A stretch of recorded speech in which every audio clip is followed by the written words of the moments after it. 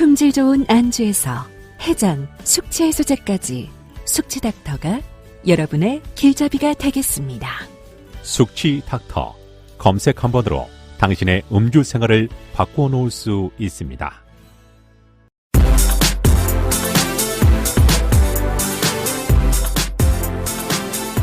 사적인 것이 정치적인 것이다.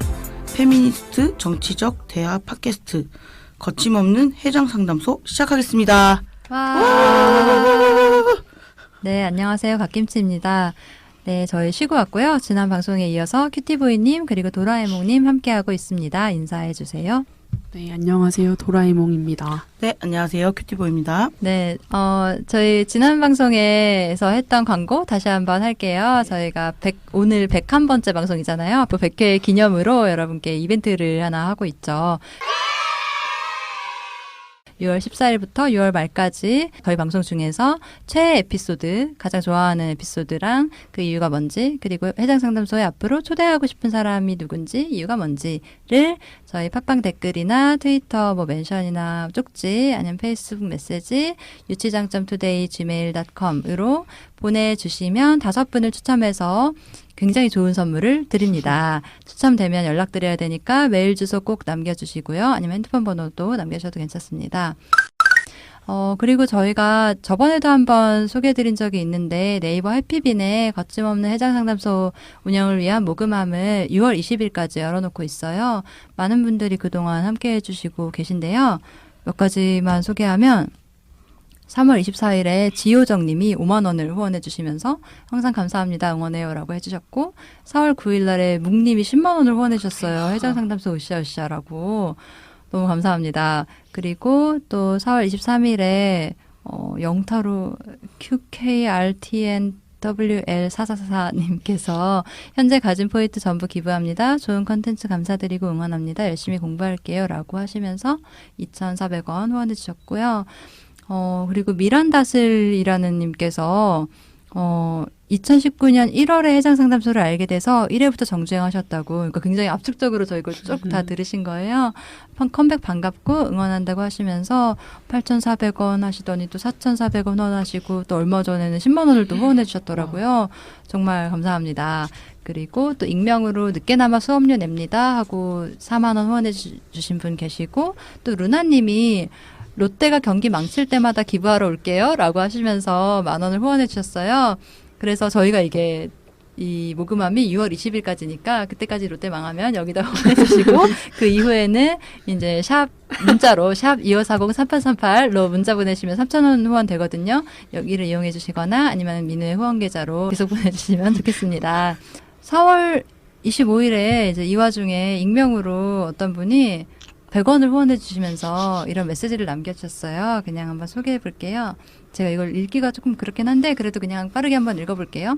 역겹다 페미니즘, 여성 우월주의 사상, 힘든 건 여자니까, 편한 건 남녀평등, 더럽다 페미니즘, 고위직은 남녀평등 50대 50, 몸쓰고 힘들고 산재 많은 직업은 남자만, 더럽고 역겹다 페미니즘, 여자 보고 군대 안 가 하면 임신하잖아 해놓고 현실은 출산율 0.98%, 롤리는 범죄지만 쇼타는 취향이다, 죽어라 페미니스트, 여성 전용은 당연해, 군인 커피 무료, 공짜로 버스 한 번에 여성 차별 느낌표. 이렇게 써주시면서 저희에게 100원을 네, 후원해 주신 분이 계시네요. 근데 참 이 분이 쓰신 내용들이 되게 진부한데요. 뭐라고 참 답변을 하기도 그런데 아무튼 뭐 예를 들어서 군인 커피 무료 공짜로 버스 한 번은 여성차별이 아니라 군인에 대한 굉장한 홀대죠. 국가의 홀대죠. 그거를 얘기하신 건가? 누가 이런 말을 한다는 건지. 네, 그렇습니다. 그래서 이분이 이걸 쓰려고 100원을 우리에게 후원해줬다는 것, 네, 일단 저희 잘 쓰겠고요. 저희 방송 잘 덕분에 네, 운영하도록 하겠다라는 말씀을 드리고 싶네요. 붙일 말이 없는 것 네, 같아요. 덧붙일 말이 없군요. 네. 네, 알겠습니다. 네. 네, 이번에 저희가 같이 얘기할 주제는 체벌입니다. 네, 얼마 전에 정부에서 민법 제915조에 있는 조항의 내용을 개정한다고 해서 기사가 막 났었는데요. 그 내용은 뭐냐면 민법 제915조 징계권, 친권자는 그자를 보호 또는 교양하기 위하여 필요한 징계를 할 수 있고 법원의 허가를 얻어 감화 또는 교정기관에 위탁할 수 있다라는 법이 있었더라고요. 알고 계셨나요? 평생에 처음 들어봐요. 네, 저도 처음 들었어요. 그래서 여기 써 있는 이 징계를 할 수 있다라는 이 권리가 이제 법에 명시되어 있었던 건데 이것을 훈육으로 바꾸거나 또는 삭제하겠다라는 계획을 발표를 했던 거죠, 정부에서. 그러면서 이제 가정에서 아이를 때리면 안 되는 거다라는 식의 이제 기사가 많이 났고 거기에 대한 생각보다 굉장히 큰 반응이 있었어요. 일단 저는 다르게 어떻게 해석을 하면 그동안 민법상에 아이를 때리는 것이 허용되었다라는 거, 그게 법에 명시되어 있었다는 것 자체, 그거가 일단 좀 충격적이었고요. 그리고 그 다음에 이제 이 건으로 인해서 체벌에 대한 사람들의 의식이 어떤지 설문조사를 했는데 무려 76.8%의 국민이 체벌을 금지하는 것에 반대한다라는 반응이었다는 기사를 보고 또 충격을 받았습니다. 사실 이 정부에서 이 계획을 발표하면서 저런 게 법으로도 허용되고 있었다는 사실 자체에 놀란 사람이 있고 또 하나는 사실을 몰랐지만 아니 왜 저거를 개정해야 되나? 인 사람들과 분노하는 사람들과 자기의 경험을 떠올리는 사람들 이렇게 되게 많이 나뉘일 것 같은데 징계를 삭제하고 약간 훈육을 남긴다는 게 과연 좀 나아간 걸까? 좀 그런 질문을 좀 해보고 싶었고 왜냐하면 보통 체벌을 훈육의 의미로 체벌한다라고 얘기하기 때문에 보통 그렇거든요. 체벌이 얘를 내가 미워서 때리는 게 아니라 너를 훈육하는 거다. 네, 너를 사랑의 교육하는 거다. 훈육이 이게 교육육자잖아요. 그래서 아예 그 부분을 빼야 된다고 저는 강력하게 생각하는 이번 얘기를 보면서 네. 그런 생각을 했습니다. 이 어떤 온라인 투표 같은 데 있는 댓글을 좀 읽어보려고 해요. 그래서 많은 사람들이 뭐 의견을 남겼는데 굉장히 진지하게 몇 가지만 제가 읽어볼게요. 해외에선 아이들이 범죄를 저지르면 처벌을 받죠. 그래서 가정에서 부모가 아이들을 심하게 꾸짖지 않습니다. 대한민국은요. 체벌이 없어진 학교에선 아이들이 무서운 건 모르고 휘젓고 다닙니다. 체벌이 불법이라 동영상 찍어서 신고한다고 히히덕거리고 모든 것을 재미로 느끼고 삽니다. 가정에서도 비슷한 일이 벌어질 겁니다. 체벌을 옹호하는 건 아니지만 뒷일은 생각도 안 하고 이러시면 진짜 위험합니다. 라거나 뭐 예전에 학교 체벌 없어진 건 좋다 이거예요. 근데 없어지고 지금 초중고 범죄가 어떻죠? 그만큼 법을 엄격하게 적용해서 제재 수단을 강구하든지 뭔가 필요해 보입니다. 요즘 아이들 범죄에 어른이 봐도 경악할 수준이 많던데요. 그런 건 어찌 해결해야 할지 라거나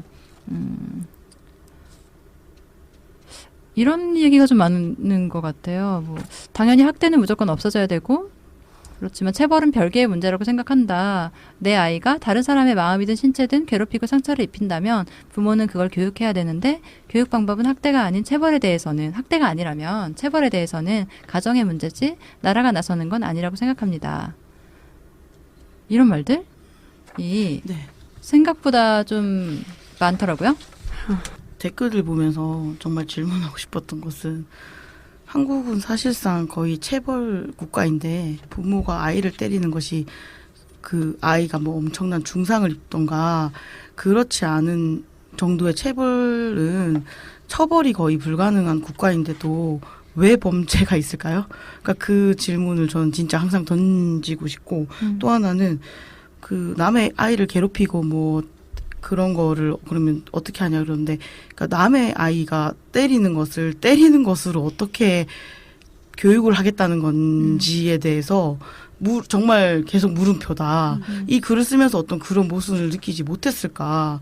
그러니까 한국의 뭐 강력 범죄율이 그러니까 체벌이 있어서 낮거나 체벌이 없어서 높거나의 문제가 아닌데 어떻게 하면 이런 글을 쓰고 이게 되게 정당하다고 생각할까는 생각을 이 댓글을 보면서 너무해서 하나하나 달고 싶었어요. 정말로. 맞아요. 네. 그래서 저희가 이 체벌에 대해서 좀 주변에서 사례들을 받아봤어요. 이 체벌에 대해서 본인이 겪은 어떤 사례가 있는지를 물어보니까 좀 많은 얘기가 모였거든요. 그래서 그 중에 몇 가지를 소개를 하면서 이야기를 이어나가려고 합니다. 네, 사례 2개를 키티보이님이 먼저 한번 읽어봐 주세요. 네. 첫 번째 사례는요. 고등학교 때 운동장에서 조회를 했었는데 햇빛이 눈부셔서 실눈을 떴는데 갑자기 뒤에서 음악 선생님이 뜬금 뒤통수를 때리면서 어디서 처자냐며 윽박지르며 지나간 일이 있었죠. 갈려 열고 진짜 순간 사리를 느꼈습니다.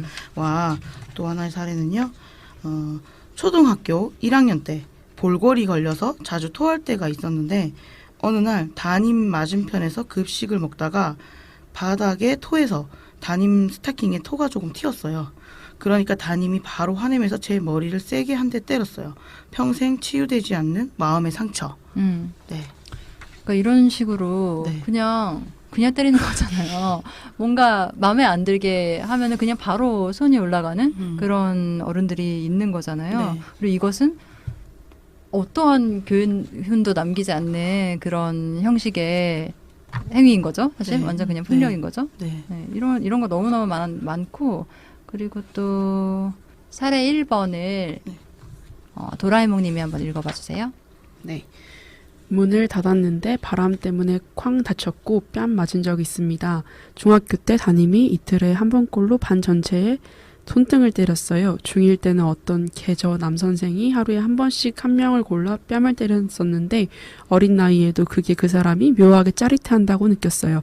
아 맞다. 중2 때 수학선생님도 수업하면서 뺨을 때렸었는데 항상 맞는 애가 있었어요. 그런데 어쩌다 한 번 안 맞으면 본인이 신기해할 정도였어요.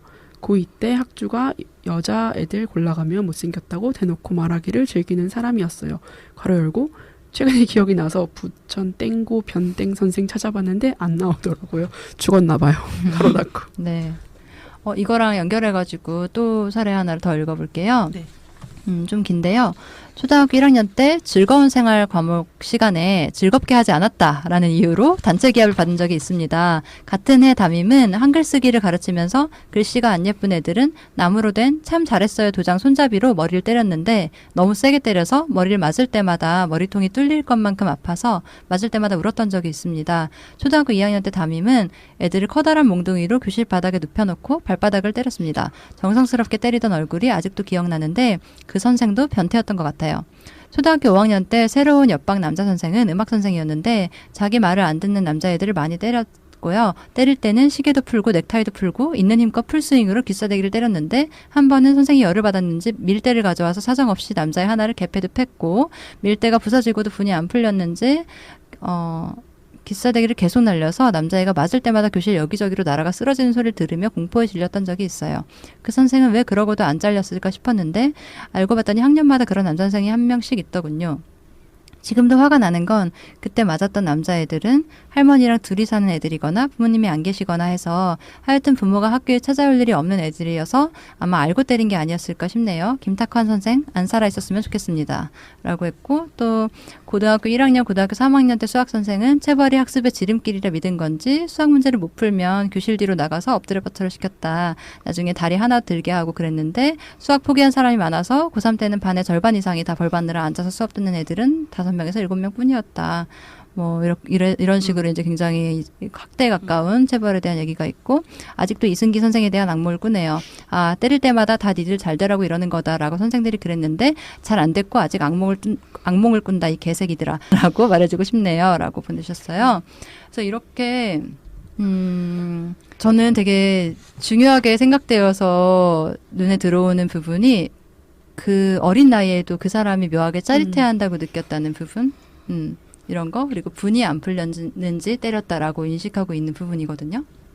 사실 알잖아요. 이 사람이 나를 위해서 때리는 게 아니라 지 화가 난 거를 이제 못 참아서 화를 내고 있다는 거. 혼내는 거랑 화내는 거는 다르다는 것을 알고 그런 걸 다 배운다는 거죠. 그렇죠.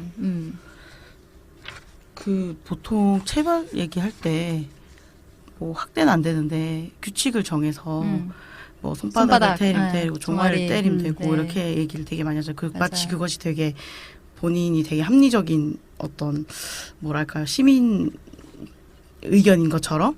근데 저는 이제 그런 게 있는 것 같아요. 그러니까 폭력에도 되게 이렇게 스펙트럼이 있어요. 그러니까 정말 손바닥 대서 5대 맞아. 이래서 5대를 때린 사람이 있고 지금 이제 여기 여기 이제 이 사례들처럼 무자비하게 때린 사람이 있죠. 그래서 이 사람과 이 사람이 굉장히 다르게 보이고 일견 전자는 굉장히 필요하고 후자는 그래 좀 심하다. 이거는 좀 금지해야 된다라고 하지만 사실 이 전자를 허용하면 후자의 사람들은 항상 있을 수밖에 없거든요.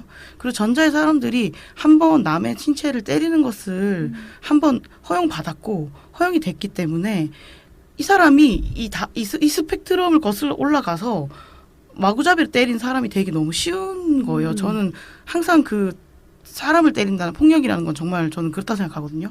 그리고 또 하나는 체벌은 별로 효과가 없잖아요. 전 진짜 체벌 진짜 제일 효과가 없는 게 저는 학교 다닐 때 제일 어이가 없었던 게 왜 시험 성적 나오면 뭐 어떤 선생만 다 달라. 어떤 선생은 나쁜 선생이 있고 어떤 선생은 뭐 틀린 개수만큼 때려요. 근데 항상 생각하는 게 도대체 저 틀린 개수만큼 때리는 것이 어떤 효과를 줄 것인가. 그러니까 내가 틀리고 싶어서 효과가 거 아닌데. 근데 자기 딴에는 이게 효과가 있을까 때렸잖아요. 효과가 없어요. 그럼 뭘 하겠어. 엎드려 뻗쳐서 엉덩이를 때리는 거예요. 그러다가 얘가 또 계속 안 하면 내 말을 무시하는 것 같거든요. 그러면서 기싸대가 나가는 거예요. 저는 아무런 효과가 없는 체벌을 하는데 상대는 이걸 때리는 사람들은 내가 더 세게 때려야 얘가 말을 듣나? 이런 방식으로 굉장히 간다고 생각하거든요. 그래서 뭐 이거를 읽는데 저는 좀 참 그런 생각들 좀 했어요. 네.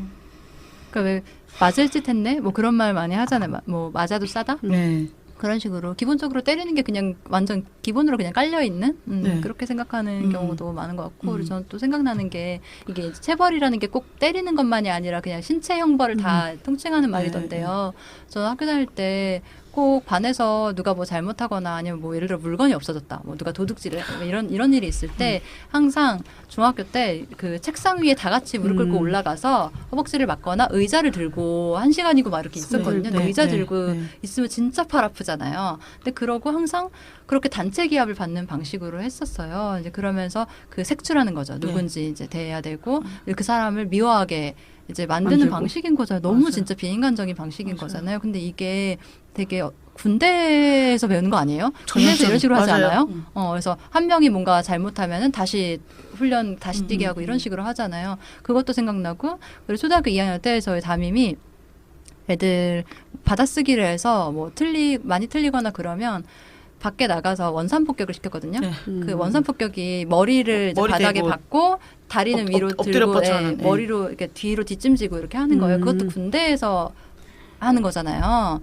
그러니까 이런 거, 그러니까 이 집단을 관리하는 방법을 굉장히 한국 사회 어떤 군대 문화인 것 같기도 한 거예요. 거기서 이제 배워와서 이렇게 효율적으로 관리하고 규율하고 훈육하고. 그리고 아이들끼리 스스로 그렇게 하게 만드는 거죠. 그러니까 한 명 때문에 엄청 집단 기한을 받으면 그 한 명을 아이들이 알아서 이 사람을 굉장히 어떤 방식으로도 압박을 줘서 다신 그 행동을 못하도록 만드는 문화를 거기서 되게 만들어주는 거죠. 사실 저는 진짜 너무 나쁜 방식이라 생각하고 사실은 학교 폭력을 그런 방식으로 되게 저는 허용한다고 생각하는 생각이 많이 들어가지고 예전에 막 엄석대 막 이런 사람이 그 내용 뭐지 기억 안 나? 엄석대가 그런 거 아니에요? 약간 그 반에서 좀 그러니까 선생님이 승인한 거 아니에요? 승인해주고 걔가 아이들을 관리하고. 훈육하죠. 때리고 폭력으로서. 그리고 그 반이 그렇게 해가지고 공포로서 훈육을 하니까 실수 안 하죠. 그러니까 그 반이 뭐 전체 표창을 받고 막 이런 방식으로 청소 되게 깨끗이 하고 막 그런 식의 굉장히 맞아요. 두 분은 집에서나 학교에서나 좀 맞으셨나요? 네, 저는 많이 맞았어요. 저는 학교에서는 맞은 기억 한 번도 없는 것 같고 집에서는 자주 맞긴 했는데 아까 큐티보이님이 말씀해주신 것처럼 어떤 규칙을 정해놓고 때린다 이런 얘기를 하는데 이게 사람 때리다 보면 감정이 당연히 실릴 수밖에 없는데 그러니까 그것을 배제하고 이렇게 로봇가 때리는 게 아니잖아요. 그러면 당연히 그게 점점 더 커져가고 그것을 이제 감정을 배제하고 내가 최대한 이 사람을 훈육하기 위한 용도로만 체벌을 한다. 그것을 훈련하는 것보다 사실은 말로 얘기하는 게 훨씬 더 빠른 방법인데 그걸 그렇게 생각하지 않는 거. 그러니까 자기한테 편한 방식. 이 사람을 정말 어떤 다른 사람, 이 사람의 잘못을 어떤 다른 방식으로 교정하거나, 그러니까 이 사람을 변화시키거나 그런 데 목적이 있는 게 아니라 자기 분노를 표출하려고 그러는 것 같다라는 생각이 들고. 네, 저는 집에서는 자주 안 맞았는데 특히 보통 제가 아는 사람들은 아빠한테 맞는 사람들이 많더라고요. 근데 저는 아버지한테 안 맞았는데 그랬던 이유 중에 하나는 아빠는 양육을 거의 하지 않으니까 보통은 집에서 엄마가 그런 경우들이 훨씬 많았던 것 같고 이게 되게 문제인 것 같아요. 그러니까 엄마한테는 그런 방식으로 미워하는 마음이 있는데 아빠한테는 아빠는 신경 안 쓰니까 때리지도 않고 그런 생각이 갑자기 드네요. 네. 아동학대 비율은 또 그러니까 여성이 높은 경우도 있을 수 있잖아요. 그건 양육을 네. 사실 전담하니까. 아버지는 거의 방임하니까요. 방임하다 가끔씩 때를 패고 얘가 그때 보통 때리면 엄마들은 이제 일상에서 얘를 이제 감당을 해야 되니까 저는 좀 많이 맞은 편이에요. 저는 맞이기도 하고 서로가 안 맞아가지고 아, 누구랑요? 그러니까 부모랑요. 그러니까 어머니랑 되게 안 맞았기 때문에 저는 진짜 굉장히 많이 맞고 좀 약간 보통의 체벌이라고 생각하는 수준보다는 좀 더 많이 맞은 편이라서 근데 그게 어떤 식의 효과를 주냐면 둘째나 셋째가 제가 맞는 거에 너무 공포가 질려서 얘네들은 어떤 의미에서는 자기의 의사표시를 정확하게 하는 거를 잘 오히려 못하는 거예요. 그러니까 맞을까봐? 네, 그렇죠. 부모한테서. 그러니까 근데 그게 꼭 그래서 좋으냐. 생각이 다를 수 있고 당연히 다르겠잖아요. 그게 결국 다른 방식으로 갈등이 되는데 어머니가 이제 최근에 한 번씩 그런 얘기를 하면서 뭔 얘기를 하냐면 지금은 너 때릴 때처럼 때리면 잡혀간다.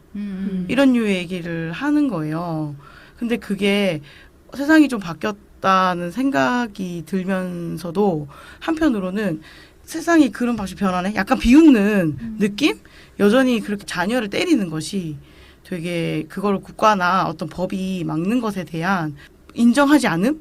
그런 것도 되게 느꼈죠. 그래서 저는 이 76.8%가 체벌금지법에 반대했다라고 하는데 굉장히 단적으로 보여준다? 변하지 않는 거? 내 가족. 특히 타인을 이렇게 때려요. 그러면 안 되잖아요, 사실은.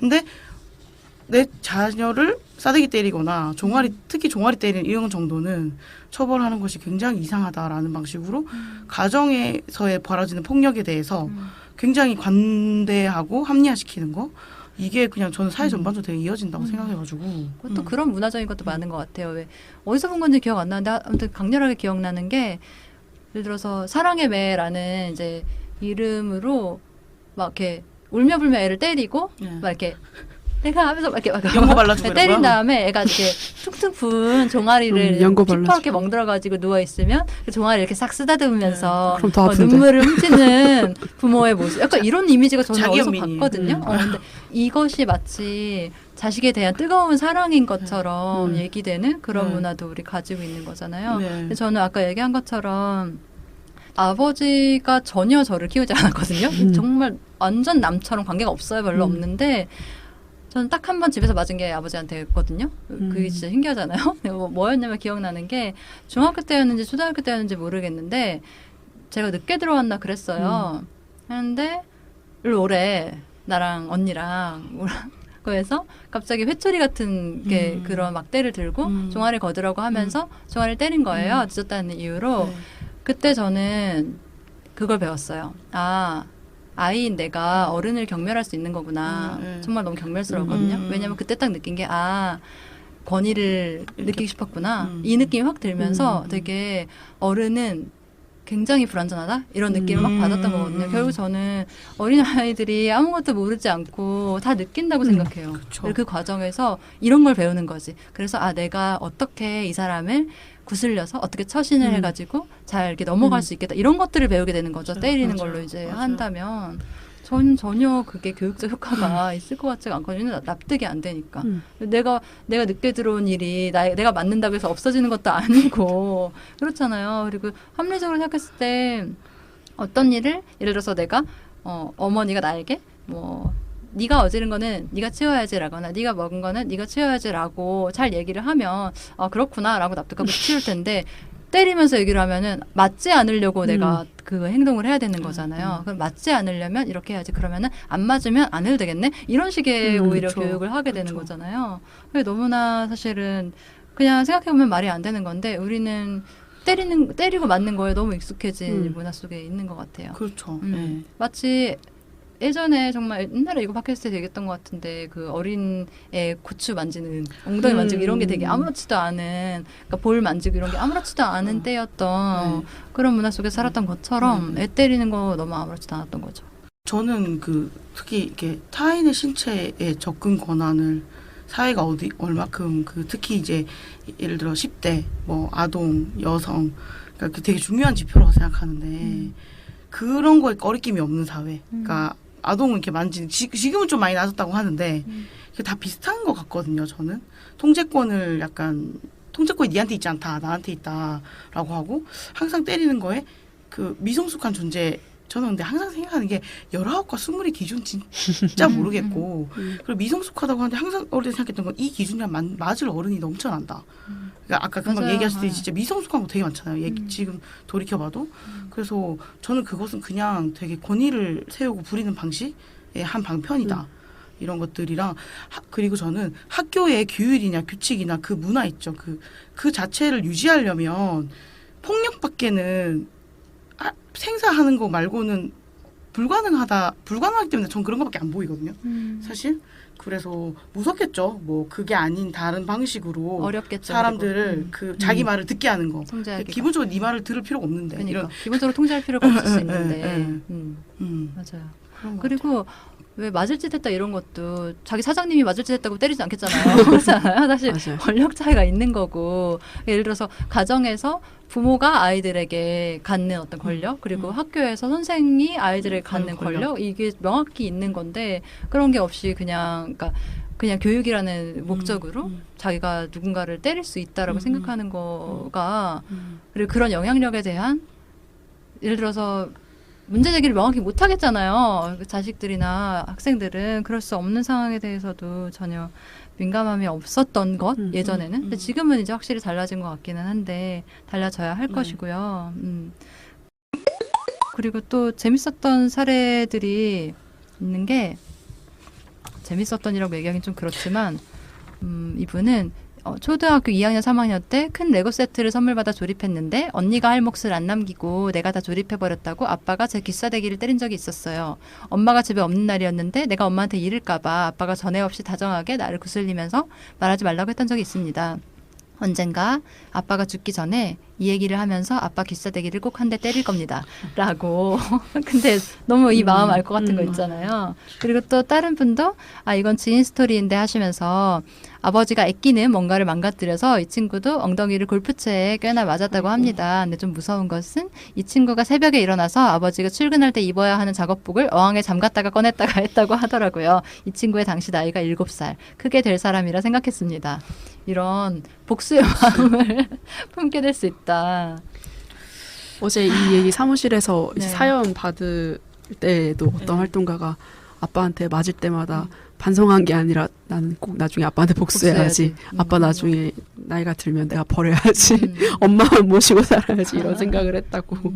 그런 얘기를 최근에 아빠한테 했더니 아빠가 굉장히 충격받고 상처받으면서 그런 생각을 했다니 이라며 자기가 한 행동을 다들 생각 못하는 거죠. 저는 그러니까 체벌은 안 된다라는 그 문화적인 강력한 것이 있으면 체벌을 하지 않고 양육하는 것에 대한 다양한 어떤 방식들이 생길 거라고 생각하는데 지금은 그게 되니까 오히려 제한되는 것 같아요. 누군가와 되게 구체적으로 얘기한 적이 있었는데 체벌은 전면 금지. 그러면 훈육은 괜찮냐? 훈육이 뭘 얘기하는 훈육은 거예요? 어디까지? 그러니까 예를 들면 뭐 누구를 때렸다든가 엄청 말도 않게 막 우겨서 물건을 막 집어 던진다든가 아직 자기가 떼쓰는 거가 안 되면 물건을 집어 던지지 말아야 된다 이런 류의 것은 그러니까 훈련이 돼야 되는 거잖아요. 그러니까 근데 안 되는 시기가 있잖아요. 이제 그랬을 때 안 되냐 되냐부터 얘기를 했어요. 그래서 저는 아이가 2살 3살이면 아주 약하게 얘기할 수밖에 없다고 생각하고 말을 알아듣는 시기에 그랬을 때는 어떻게 해야 되냐라고 했을 때 뭐 벽을 보게 서 있게 하는 것은 학대가 아니냐 기냐 뭐 이런 얘기도 한 적이 있었거든요. 확대지. 벽을 보고 서 얘기하는 건 너무 심한 것 같아요. 네. 저는 그러니까 상상력이 아예 없는 거라는 생각이 들었어요.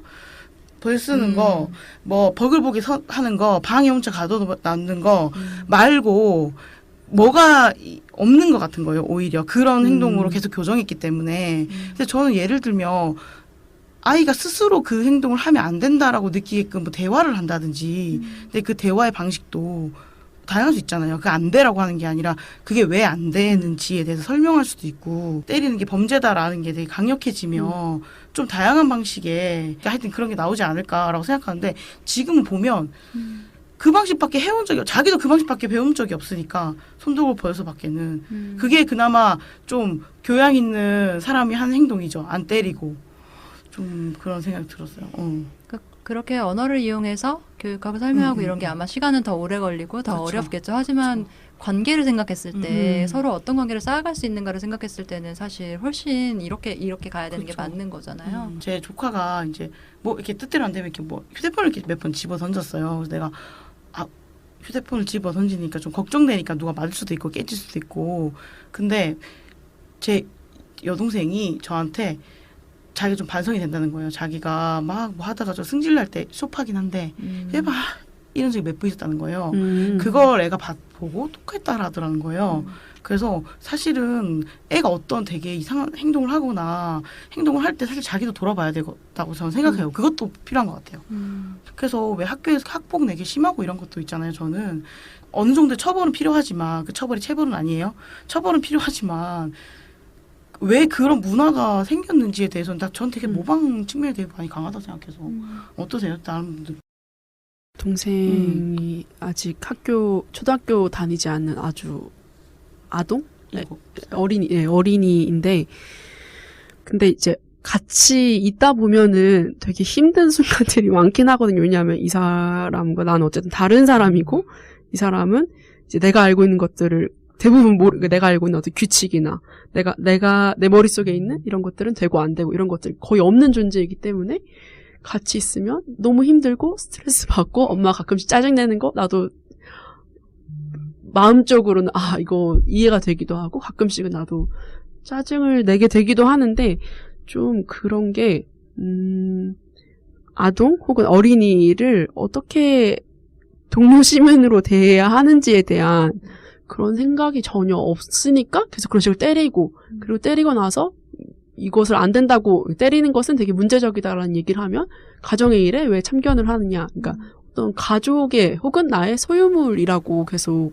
자녀를 생각하는 어떤 문화랑 되게 연결되어 있는 것 같고 근데 쉽지 않은 것 같긴 해요. 어린이와 어떻게 이것을 얘기할 것인가. 근데 얘기해 본 적이 없어서 그런 걸 수도 있을 것 같고 그러네요. 네. 어려운 일인 것 같아요. 쉽지는 않은 것 같고 계속해서 애써야 되는 사람은 사실 그러니까 그 사람도 분명히 애쓰겠지만 더 노력해야 되는 사람은 당연히 그러니까 어른이라고 여겨지는 어떤 존재들인데 그게 귀찮으니까 저는 어떤 면에서는 그냥 게으른 거 아닌가 더 고민하지 않고 쉽게 할 수 있는 방법이라고 생각되니까 때리거나 혹은 소리 지르거나 이런 방식으로 뭔가를 해결하려고 하는 거 아닐까?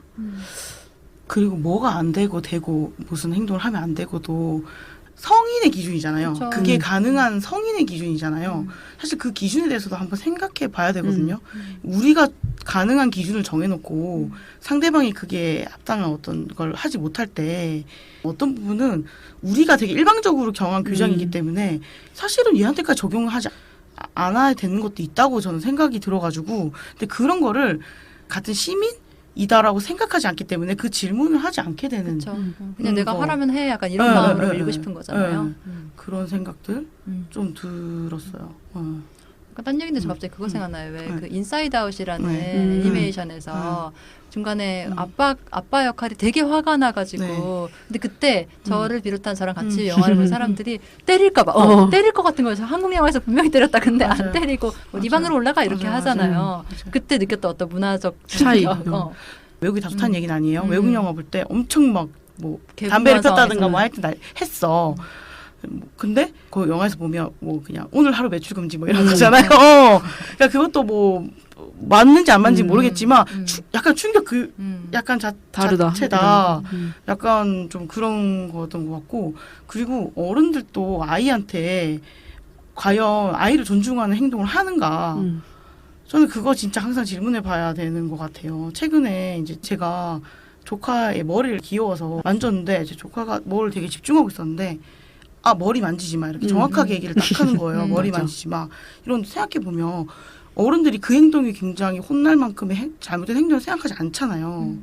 근데 아이는 어떤 행동을 하면 되게 혼나잖아요.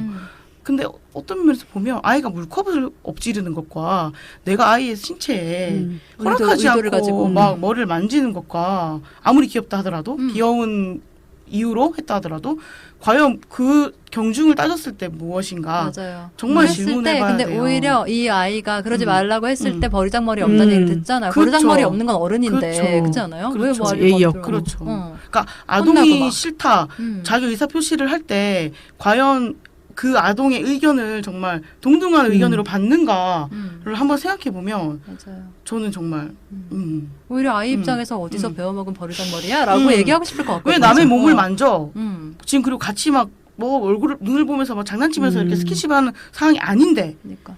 그래서 저는 그때 약간 느꼈거든요.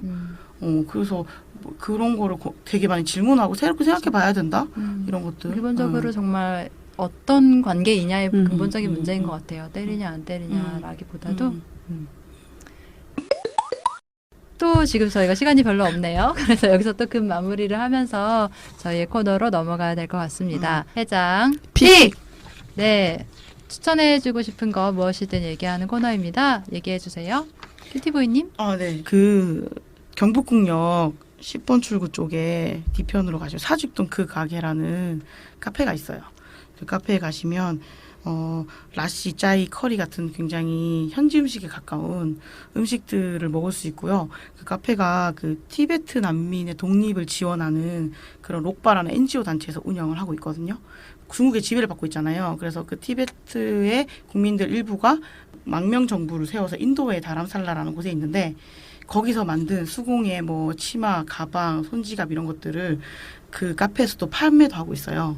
그래서 여러분 요즘에 날씨가 아직까지 엄청 덥진 않으니까 조금의 낯을 피해서 주말에 여기 사직동에 가셔가지고 여기서 바나나 짜이가 진짜 맛있어요. 그래서 아라씨가 되게 맛있어요. 그래서 요거 드시고 뭐 설렁설렁 경복궁도 좀 걸으셔도 되고 사직동 거기 산책하셔도 되고 좋을 것 같아서 추천을 드립니다. 네, 저도 거기 되게 좋아하는데요. 그 오리지널 짜이티가 진짜 맛있더라고요. 그리고 도사탈리 그것도 맛있고 가게가 되게 아름답고 음악도 티베트 음악에서 나오는데 너무 좋고 네 좋습니다. 네. 그리고 도라에몽님은 네.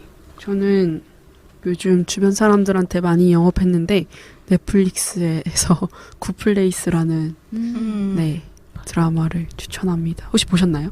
아니요 저 보려다가 아직 그냥 놓고만 있어요. 네, 진짜 재밌는데 거기 나오는 주인공 여자 주인공이 이거 다른 이야기인데 겨울왕국에서 안나 목소리를 연기한 연기도 하고 노래도 한 배우라 해서 깜짝 놀랐던 기억이 있고 얘기가 되게 짧은 하나에 되게 짧더라고요. 요즘 드라마 제가 원래 미드를 잘 안 봐가지고 보는데 한 20분이면 하나가 끝나가지고 금방 볼 수 있고 좀 이 굿플레이스와 배드플레이스라는 사후 세계가 있는데 그 여자 주인공 엘리너라는 여자 주인공이 굿플레이스에 가는데 사실은 엘리너는 되게 굿플레이스 갈 만한 사람이 아닌 거죠. 되게 나쁜 짓을 많이 하며 살았던 사람인데 자기가 굿플레이스에 떨어져가지고 거기서 발생하는 어떤 여러 가지 이야기들인데 거기 주인공으로 나오는 메인 캐릭터 4명이 되게 서로 좋은 사람이 되기 위해서 노력하는 어떤 모습들이 되게 재미가 있고 의미가 있다. 네, 그래서 추천합니다. 그리고 정말 재밌어요. 재미가 있습니다. 지금 시즌 몇 가지 있는 거예요? 3까지 나왔고 4가 곧 공개된다고 해요. 재밌습니다. 알겠습니다. 저는 사실 어제 저녁까지 추천할 게 또 없는 거예요, 일상에서. 그런데 또 그냥 없이 올까 하다가 제가 또 왕타칫솔 지금 쓰고 있고 또 지금 투카인버티도 열심히 보고 있거든요. 너무 재밌더라고요. 그래서 이거 나도 뭔가 기여를 해야겠다는 생각에 어제 저녁에 갑자기 그 영화관에 가서 김군이라는 다큐멘터리를 보고 왔어요. 그리고 다행히 추천할 만하다. 좋은 영화였고요. 이게 근데 또 많이 개봉을 안 해가지고 개봉관이 너무 적어서 사실 지역에 계시는 분들한테는 좀 죄송한 마음도 있는데 하지만 나중에 이제 파일도 올라오고 할 거니까 어쨌든 많이 보시면 좋을 것 같고 이게 그 어떤 보수 측의 굉장히 말도 안 되는 주장에 대한 반박을 하는 것처럼 영화가 시작하는데 사실 그게 메인은 아니고 그 광주 항쟁의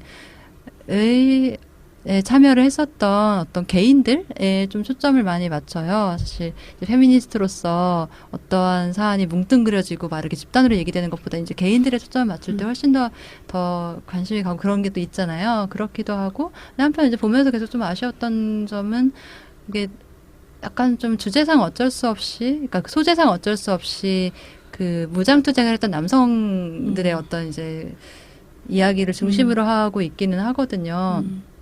근데 우리가 이제 예전과 다르게 지금은 광주의 그 일이 그냥 이제 주먹밥 이렇게 하고 이렇게 같이 싸웠던 여성들뿐만 아니라 정말 훨씬 더 많은 역할을 했었던 여성들도 있다는 거를 굉장히 알고 있고 그런 상황에서 좀 더 좀 아쉬운데 이런 생각이 들기도 했는데 아니나 다를까 감독이 이 작품의 명확한 한계로 그 점을 딱 짚어서 언급하기도 했었더라고요. 그래서 그래 뭐 그렇다면 추천하겠어 약간 이런 마음으로 가져왔고 다큐가 생각보다 이게 점은 저는 약간 좋은 건지 아닌 건지 잘 모르겠다 싶어지기는 하지만 약간 극적이랄까요? 그 배치, 이야기의 배치나 음악 사용 이런 게 좀 많이 극적이고 막 다큐 지루해서 싫어하시는 분들도 가서 보셔도 좋을 정도로 잘 만들어진 다큐다라는 추천을 드리고 싶습니다. 네, 그러면 저희 오늘 방송은 여기에서 마무리하는 것으로 할 건데요. 소감 한마디씩 해주시면 좋겠습니다. 이렇게 얘기를 해서 방송을 하는 거가 그래도 되는 건지 네 그런 생각이 드네요. 어떻게든 될 거예요. 네, 제가 나온 건 안 듣겠지만 그 다음 건 들어보도록 하겠습니다. 네, 그럼 오늘 좋은 말씀 나눠주셔서 감사하고요. 저희는 또 다음 방송으로 찾아오도록 하겠습니다. 여러분, 그때까지 안녕!